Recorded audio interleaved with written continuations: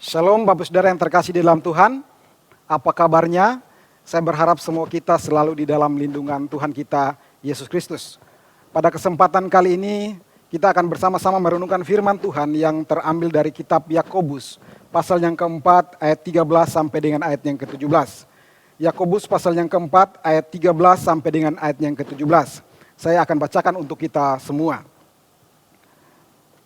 Jangan melupakan Tuhan dalam perencanaan.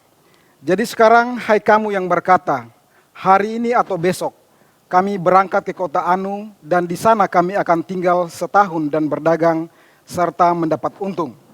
Sedang kamu tidak tahu apa yang akan terjadi besok. Apakah arti hidupmu?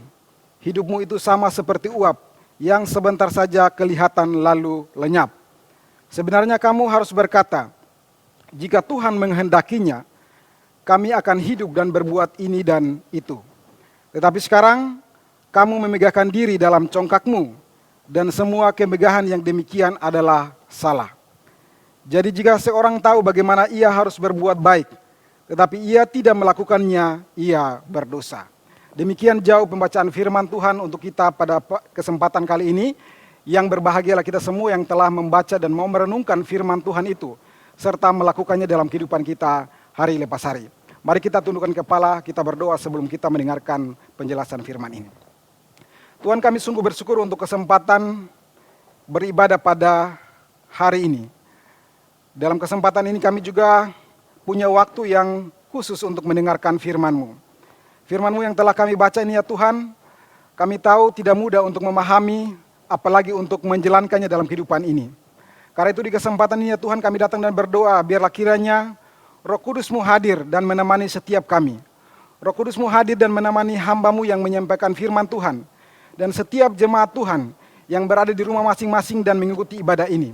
Biarlah kiranya Tuhan menolong kami, membuat kami paham akan kebenaran firman-Mu. Dan setelah itu kami melakukannya dalam kehidupan kami. Berfirmanlah kepada kami karena kami siap untuk mendengar. Di dalam nama Tuhan Yesus kami sudah berdoa. Amin. Bapak-Ibu Saudara yang terkasih di dalam Tuhan, seorang tokoh ternama Amerika yang bernama Benjamin Franklin pernah mengeluarkan sebuah kutipan bijak yang sudah sangat terkenal dan sering kita dengarkan. Yaitu, if you fail to plan, you plan to fail.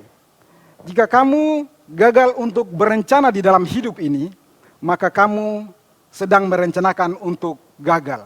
Sekali lagi, jika kamu gagal untuk berencana di dalam hidup ini, maka kamu sedang berencana untuk gagal. Saya percaya Bapak Saudara bahwa semua kita setuju dengan kalimat ini. Menjalani hidup ini memang kita perlu ada yang namanya rencana. Baik itu rencana jangka pendek ataupun rencana jangka panjang. Sebab dengan berencana itu kita tahu apa yang akan kita lakukan. Dengan berencana kita tahu bagaimana kita menghadapi hari esok. Dan dengan berencana kita menjadi jelas apa tujuan hidup ini. Bapak Saudara bisa membayangkan bagaimana jadinya hidup ini jika tanpa rencana sama sekali. Hidup tanpa rencana itu berarti hidup ini tanpa ada tujuan, tanpa ada persiapan, dan kita tidak tahu apa yang akan kita lakukan. Saya percaya sudah pasti kegagalan hiduplah yang sedang menanti setiap kita. Maka benarlah yang dikatakan oleh Benjamin Franklin, jika kamu gagal untuk berencana, maka kamu sedang merencanakan untuk gagal. Karena itu Bapak Saudara, poinnya adalah sangat baik dan sangat penting bagi kita untuk di dalam menjalani hidup ini punya rencananya masing-masing. Fakta hidup ini Bapak Saudara kita tahu bahwa dan kita melihat bahwa banyak orang sukses, banyak orang berhasil, baik di dalam karir, di dalam pekerjaan, di dalam usaha, semuanya tidak pernah menyepelekan yang namanya perencanaan. Mereka melakukan perencanaan itu dengan baik. Dan orang-orang seperti ini membuat kita menjadi kagum dengan mereka. Kita kagum bahkan kita termotivasi dengan mereka. Sebab mereka kelihatannya punya perencanaan yang jelas dalam hidup ini. Mereka punya tujuan yang jelas. Mereka tahu apa yang akan dilakukan. Dan mereka kelihatannya selalu siap untuk hari esok. Sekali lagi Bapak Saudara, perencanaan dalam hidup itu adalah sesuatu yang sangat baik dan perlu untuk kita lakukan. Dan kita bersyukur ada begitu banyak orang yang telah melakukannya dan itu juga memotivasi setiap kita. Bapak Saudara yang terkasih dalam Tuhan, akan tetapi di balik sebuah perencanaan yang matang, yang baik, yang sukses, yang sempurna dalam hidup ini, sesungguhnya di situ juga memunculkan sebuah persoalan yang baru atau persoalan yang lain. Yaitu terkadang kita mengabaikan Tuhan di dalam berencana. Dan kita menjadi bergantung dan berfokus kepada semua rencana dan tujuan hidup kita. Bapak Saudara, sedangkan fakta hidup ini menunjukkan bahwa ada satu hal lain yang misteri bagi manusia, yaitu tentang hidup hari esok. Dan hanya diketahui oleh Tuhan, hanya ditentukan oleh Tuhan di dalam rencananya. Misalkan Bapak Saudara, saya percaya di tahun 2020 ini, di awal tahun semua kita, termasuk saya, sudah punya begitu banyak rencananya masing-masing. Dan kita telah mempersiapkan itu dengan baik dan matang. Baik itu rencana pribadi, baik itu rencana keluarga, baik itu rencana terhadap pekerjaan kita, terhadap bisnis kita, dan juga termasuk pelayanan kita. Dan banyak rencana-rencana lainnya. Namun, kita harus menarik nafas dalam-dalam. Karena semuanya gagal. Maka Bapak Saudara, benarlah yang dikatakan Amsal. Banyak rancangan di hati manusia, tetapi keputusan Tuhanlah yang terlaksana. Banyaklah rancangan di hati manusia, tetapi keputusan Tuhanlah yang terlaksana. Hal ini berarti Bapak Saudara, bahwa berencana dan hidup itu penting dan wajib kita lakukan. Namun harus tetap di dalam Tuhan dan rencananya. Sekali lagi, berencana dalam hidup itu adalah sesuatu yang penting dan wajib. Namun ingat, harus tetap di dalam Tuhan dan rencananya. Karena itu Bapak Saudara, melalui pembacaan kita pada minggu kali ini, melalui surat Yakobus pasal yang keempat ayat 13 sampai dengan ayat 17, kita akan melihat mengapa manusia perlu hidup di dalam Tuhan dan rencananya. Mengapa manusia perlu hidup di dalam Tuhan dan rencananya. Yang pertama, mengapa manusia perlu hidup di dalam Tuhan dan rencananya? Sebab manusia terbatas atas hidup dan masa depannya. Manusia terbatas atas hidup dan masa depannya. Bapak Saudara yang terkasih, kecenderungan kita manusia adalah selalu bergantung pada diri kita sendiri.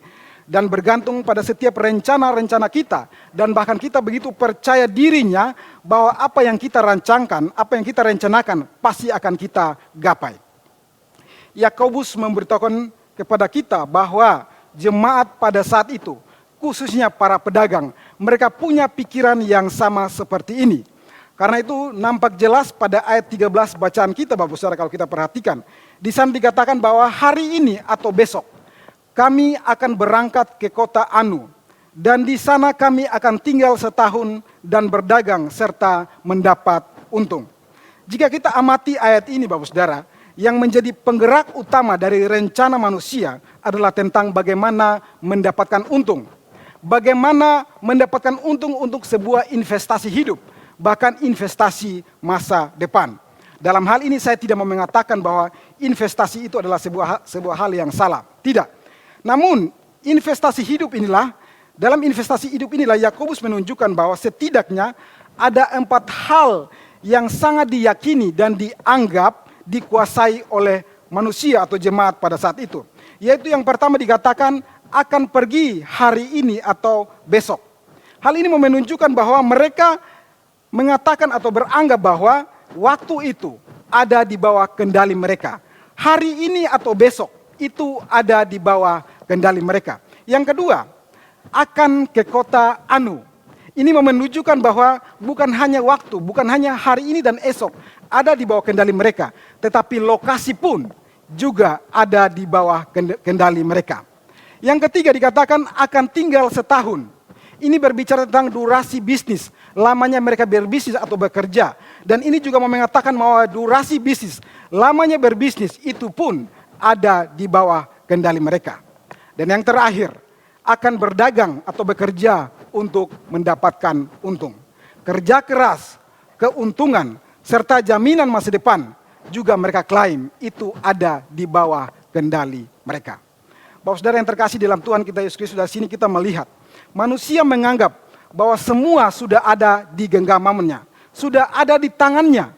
Baik itu waktu, baik itu lokasi, baik itu durasi usaha atau bekerja dan keuntungan. Manusia menganggap bahwa apa yang menjadi tujuan hidupnya pasti akan ia dapatkan, dan itu akan menjamin hidupnya hari ini dan hidup masa depannya.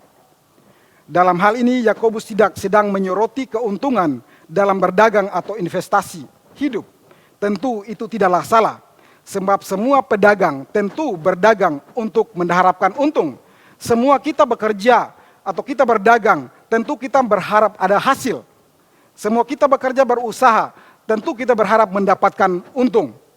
Ibarat kita yang sakit pergi ke dokter, tujuannya adalah untuk mendapatkan obat dan sembuh.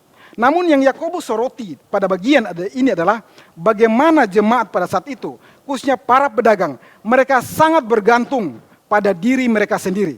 Baik itu di dalam tujuannya, di dalam hidupnya, di dalam rencananya, dan di dalam investasi masa depan mereka.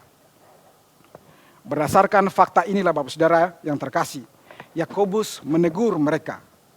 Ayo pergi saja, ikutilah keinginan kalian, ikutilah rencana kalian, ikutilah apa yang sekarang paling kuat menggerakkan hati kalian. Namun jangan lupa, di balik anggapan atau keyakinan kalian yang begitu hebat itu, tentang hidup hari ini dan juga masa depan, sesungguhnya hanya menunjukkan sebuah kelemahan besar yang tidak pernah dapat diselesaikan oleh manusia. Yaitu ketahuilah bahwa manusia sangat terbatas dan rapuh di dalam hidup ini.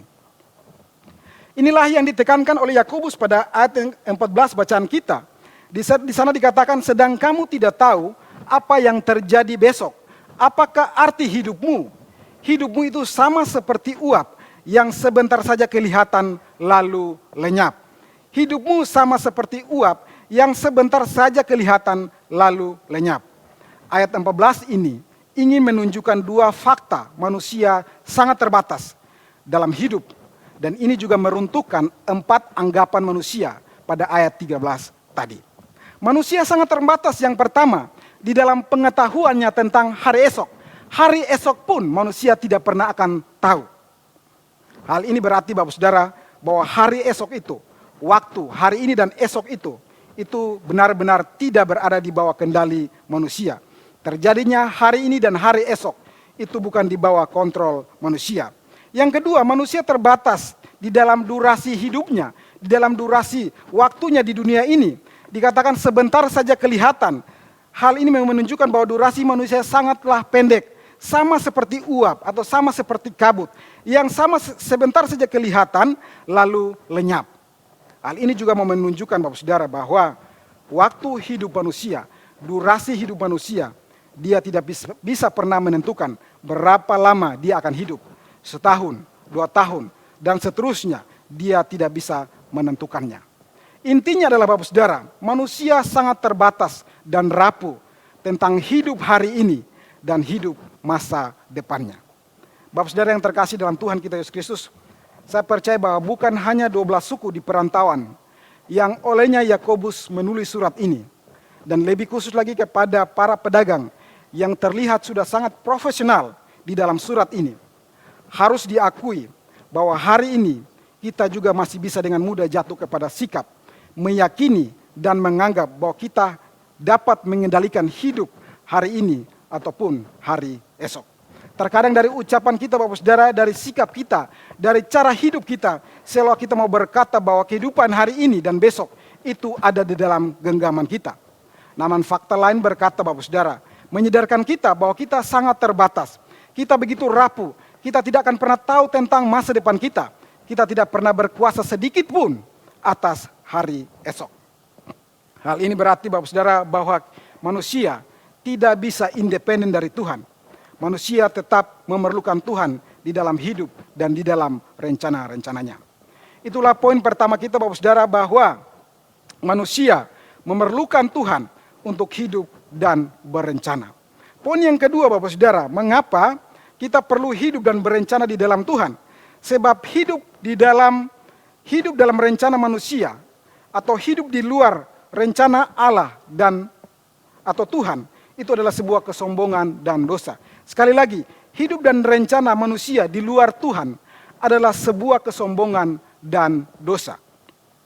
Bapak Saudara, beberapa waktu lalu saya membaca sebuah renungan yang ditulis oleh mantan rektor STT Saat, Pendeta Daniel Lukas Lukito, yang membahas satu hal, yaitu tentang kesombongan manusia di dalam kasus Menara Babel yang tercatat di dalam Kejadian pasalnya yang ke-11.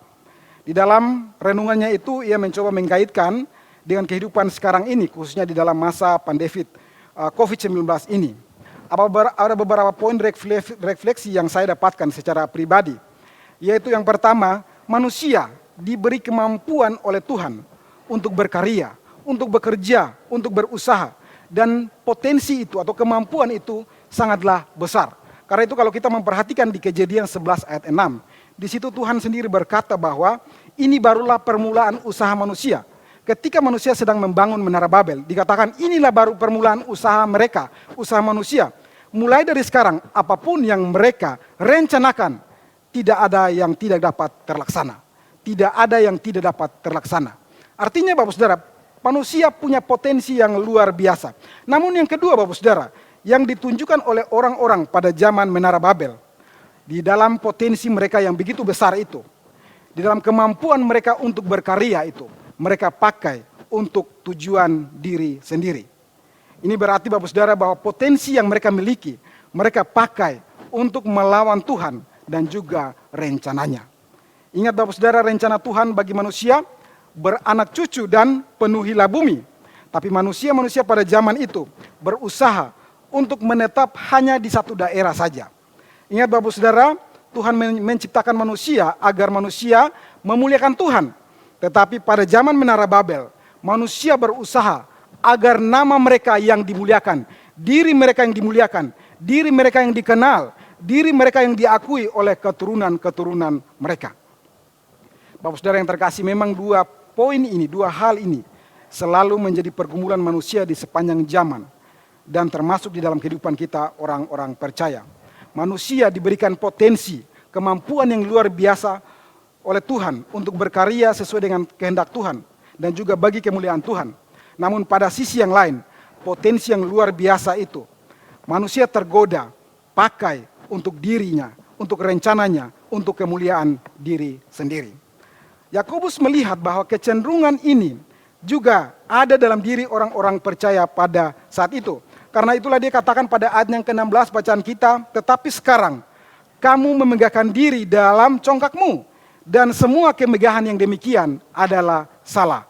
Sekarang kamu memegahkan diri dalam congkakmu, dan semua kemegahan yang demikian adalah salah. Yakobus menekankan Bapak Saudara, bahwa kehidupan yang demikian adalah sebuah kesombongan, dan adalah sesuatu yang buruk di mata Tuhan. Yang lebih jelas lagi, itu adalah sebuah dosa, seperti yang tercatat pada ayat yang ke-17. Mengapa Bapak Saudara? Sebab Yakobus mendengar Bapak Saudara bahwa banyak orang mengaku percaya kepada Yesus Kristus, beriman kepada Yesus Kristus, namun dalam hidupnya digerakkan oleh keinginan dan bukan keinginan Kristus. Yakobus mendengar bahwa banyak orang mengaku percaya atau beriman, namun menganggap bahwa ia mampu mengendalikan hidupnya hari ini dan juga hidup yang akan datang. Hal ini berarti bahwa ia tidak butuh dipelihara oleh Tuhan. Atau bahkan ia tidak respek sedikit pun pada Tuhan dan pemeliharaannya.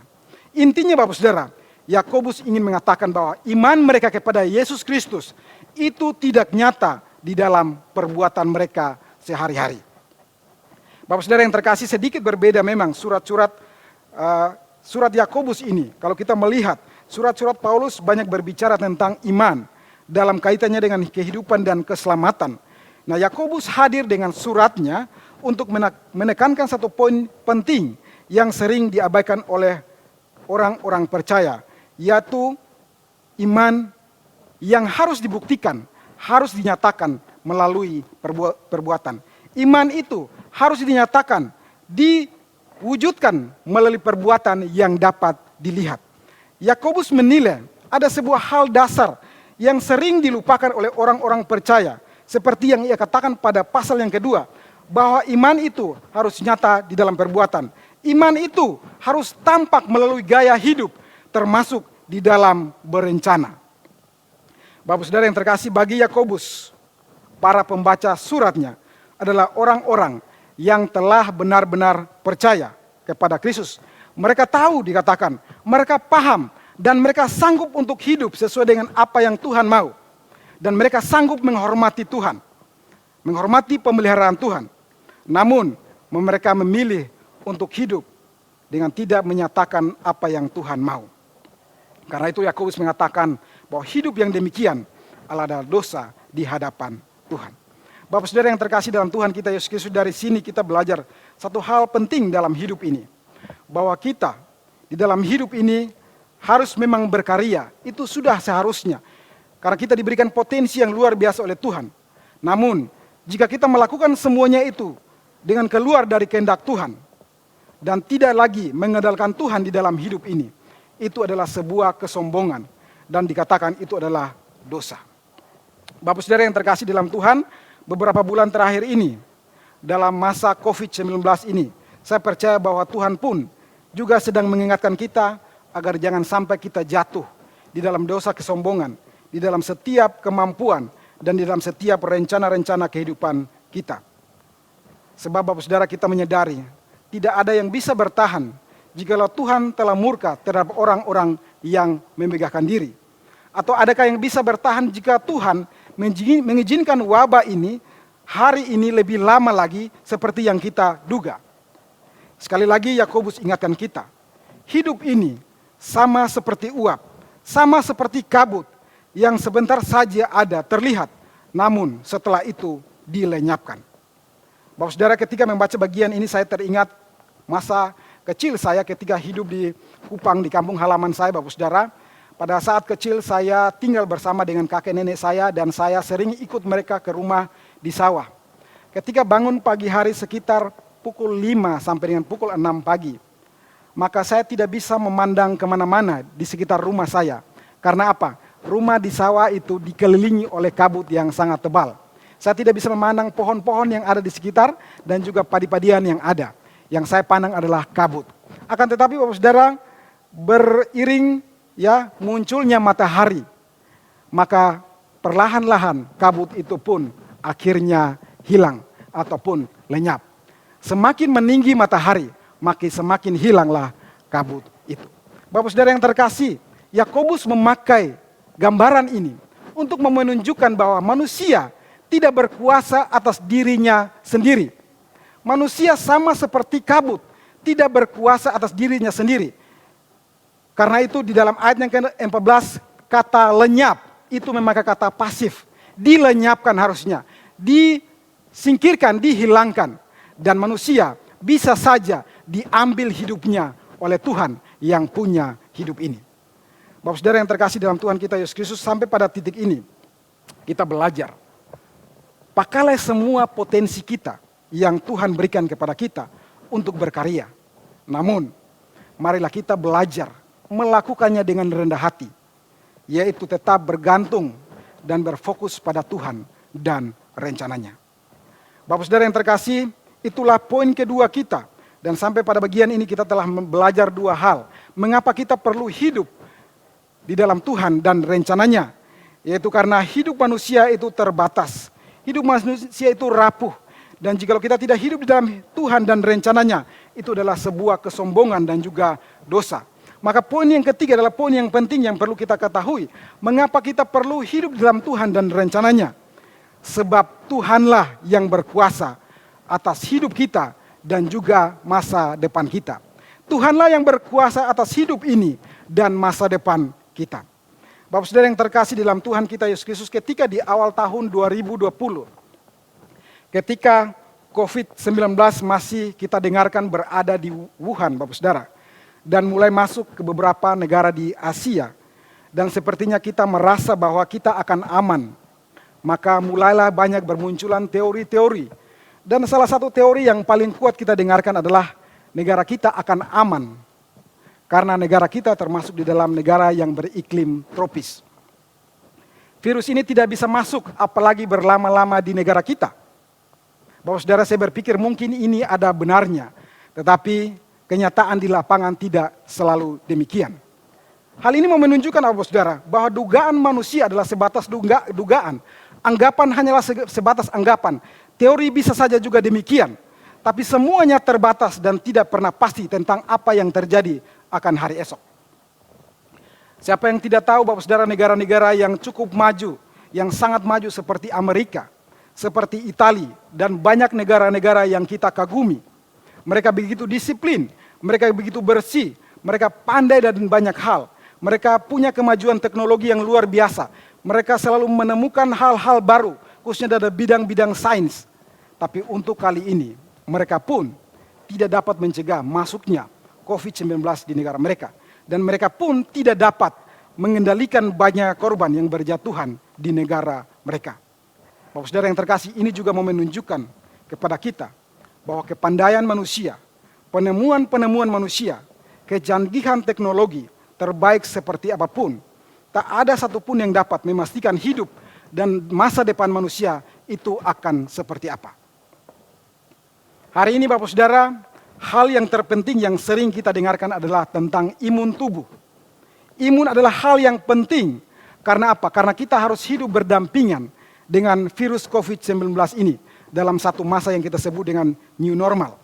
Dan itu berarti Bapak Saudara bahwa kita harus berhati-hati dan juga wajib tunduk menaati protokol yang ada.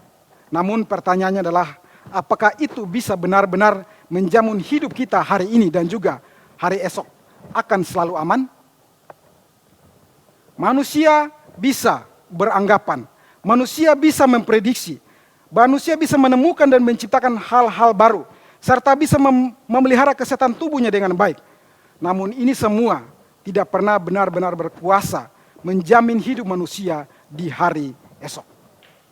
Menyadari keterbatasan dan ketidakberkuasanya kita akan hari besok, saatnya kita kembali Bapak Saudara. Kita kembali kepada Dia yang tidak pernah termakan oleh waktu. Kita kembali kepada Dia yang rencananya tidak pernah mungkin gagal. Kita kembali kepada Dia, yaitu Tuhan kita yang mengatur masa depan manusia.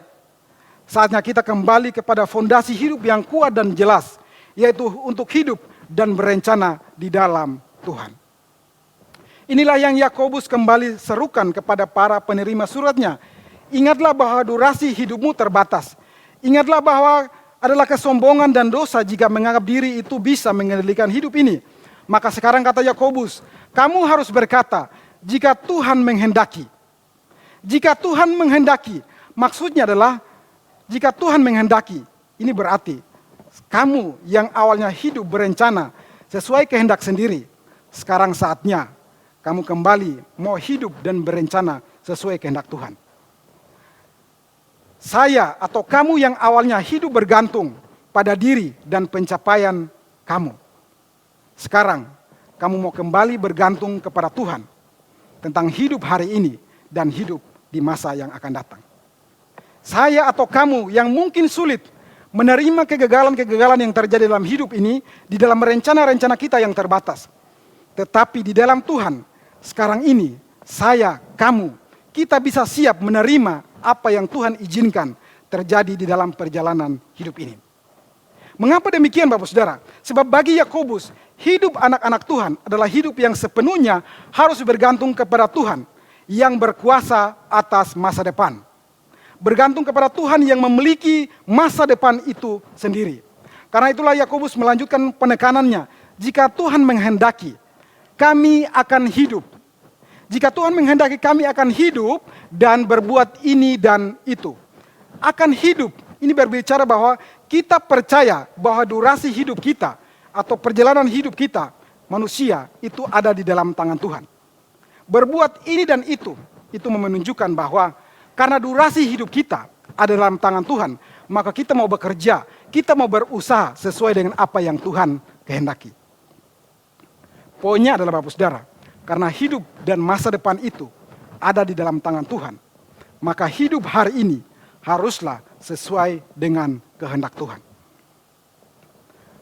Akan tetapi Bapak Saudara, pertanyaannya adalah, jika hidup dan masa depan itu ada dalam tangan Tuhan, maka bagaimanakah menyatakan hidup yang sesuai dengan kehendak Tuhan?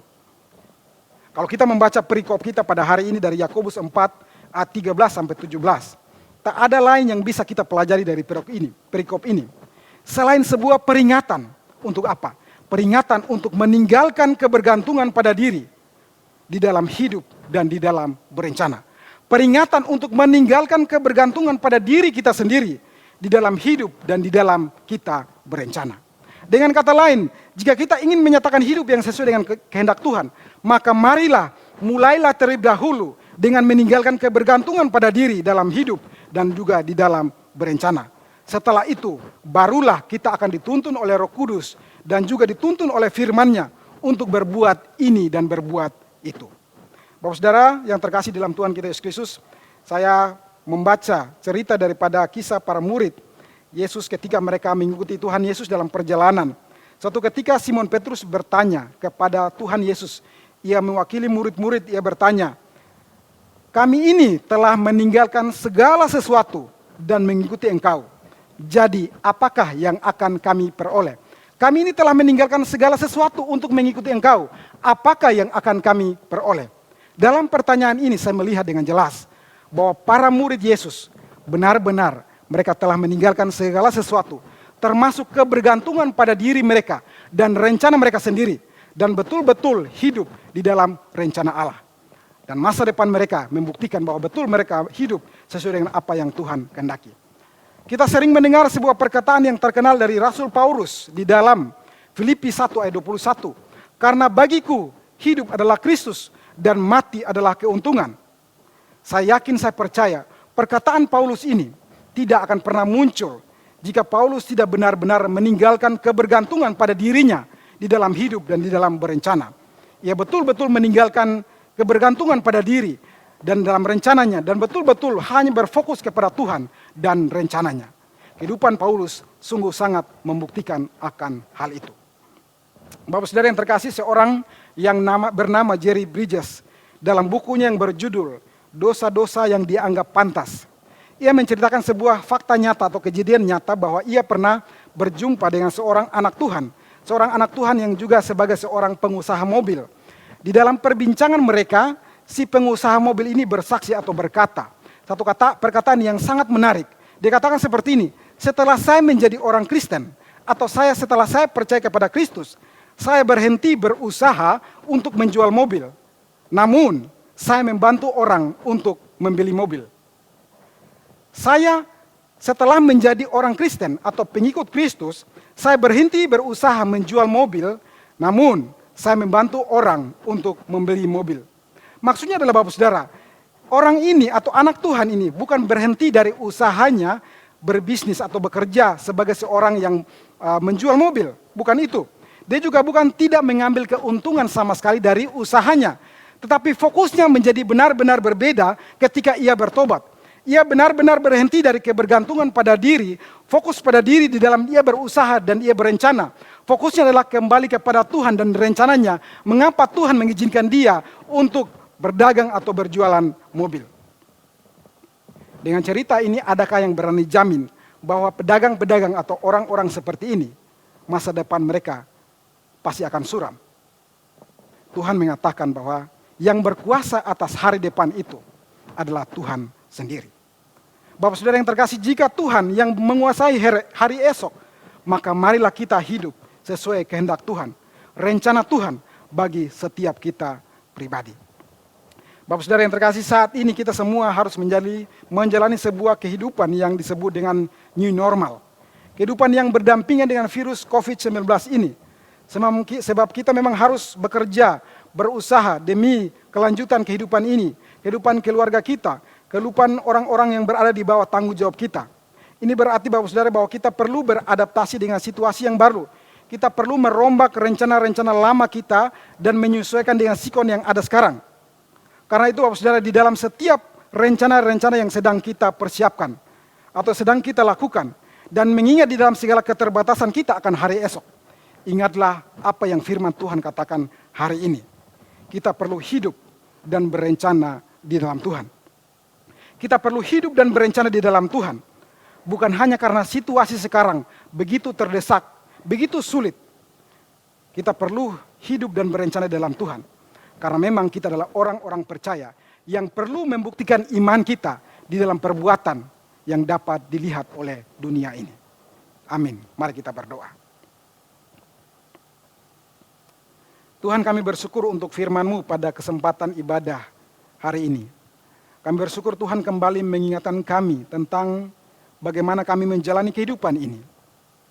Mungkin Tuhan melihat kami di antara kami sudah tidak lagi bersungguh-sungguh bergantung kepada Tuhan dan rencana Tuhan. Kami lebih memilih bergantung kepada diri kami sendiri, usaha kami, pekerjaan kami, karir kami, dan apa yang kami anggap kami bisa kuasai tentang hari esok. Pada kesempatan kali ini ya Tuhan, setelah mendengarkan firman-Mu, kami datang mohon Tuhan ampunilah kami. Kami mau kembali belajar bergantung kepada Tuhan dan rencana Tuhan itu sendiri. Menyadari bahwa kami sangat terbatas, kami sangat lemah tentang hari ini dan hari esok. Dan adalah sebuah dosa kesombongan ketika kami hanya bergantung pada diri kami sendiri. Dan kami mengakui bahwa Tuhanlah yang punya hari esok. Karena itu Tuhan, sekali lagi kami datang berdoa, tolong kasihanilah kami dan mampukanlah kami, agar setiap kami betul-betul hidup hanya bergantung kepada Tuhan.